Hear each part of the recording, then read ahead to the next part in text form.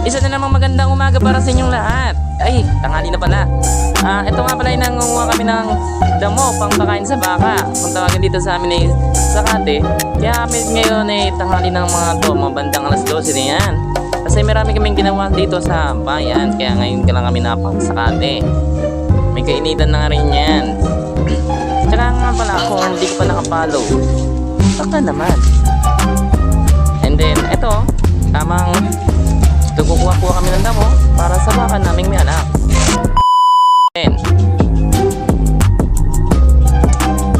Ayan.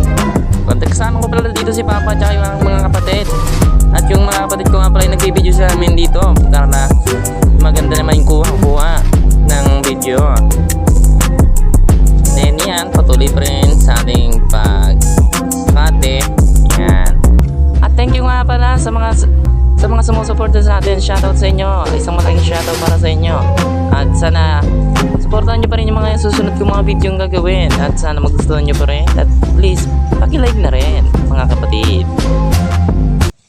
So guys, araw nga pala to ng Sabado. Kaya nga pala wala akong ginagawa. Kaya sumama ako kay Papa para makatulong naman ako sa pagkuha ng mga damo na papakain sa aming bagong panganak na baka. So makikita nyo, papakita ko rin naman sa inyo mamaya kung gano'n siya ka-cute naman kasi. And then, ito naman, passport natin. Baka kasi maging movie na itong ating vlog. Hindi na maging isang vlog to, maging movie na. Kasi kung papabain natin, magiging one hour to. And then, yun, nangangautal-utal pa nga ako sa pag-edit nito. Ano ba yan? Isa nga pala napansin ko rin dito ay isa parang rapper na rin magsalita. Ano ba yan? Ayan. Mamaya makikita nyo rin to. And fast forward pa rin natin.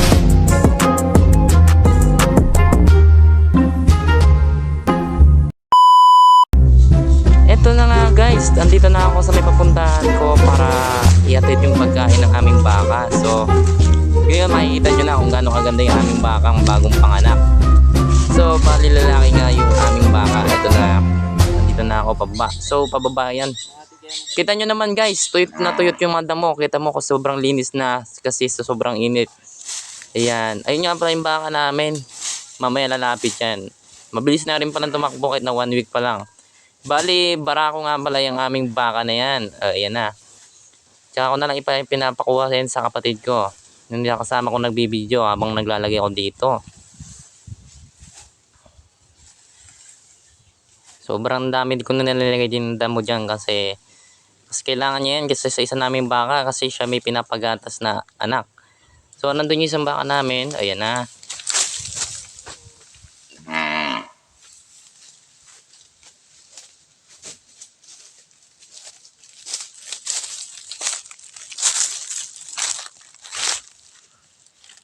Ayan, kuha nila yung mga aming baka. Ayan nga, makikita nyo kalikot ng aming baka. Takbo na rin ng takbo. Buti nga nakasurvive na rin siya sa ilang araw niya dito. Ayan, namamahit na rin yung aming nanay kasi sobrang lakas niyang dumede. Makikita nyo naman, dati siyang mataba dati. Ngayon, medyo namamahit na siya kasi higit na sa barako yung malakas pang dumede. Ano ba yan? Kaya di namin maiwasan talagang kailangan kuhanan siya ng damo, tapos sa hapon papainumin. So ayun nga, makikita nyo din dyan.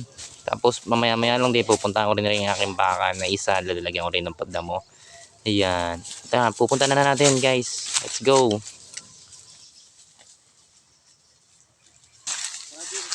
Ito na nga akin ang pupuntahan yung aking bakang isa, ay aming baka. So ayan nga, kitang kita nyo yung damo talaga guys. Alam na sa Africa na tayo ngayon. Ito, sa Bataan nga pala to guys, tignan nyo naman yung mga damo ko, konti na lang yung berde. Sobrang init, nangatuyot bigla. Ayan doon. Ito rin, isa rin to sa anak ng aming baka. Matagal na tong kaya may mga higit 2 taon na yung baka na yan guys. Malaki na siya. Kita mo guys, kain na sila kaagad Ayan, kakain kami ng dito na yung mga damo dito.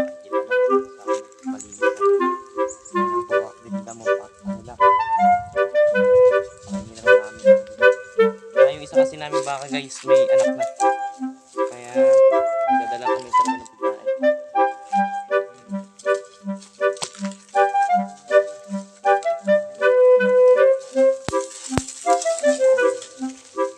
ito na nga, nilapitan ko uli yung aming baka kasi alam nyo na, nakakamiss din kasi araw-araw kami may pasok. Ngayon lang ako free makapunta rito. And then, mabait din kasi ang baka na yan. Dati kasi siya nasasakyan nung hindi pa siya buntis.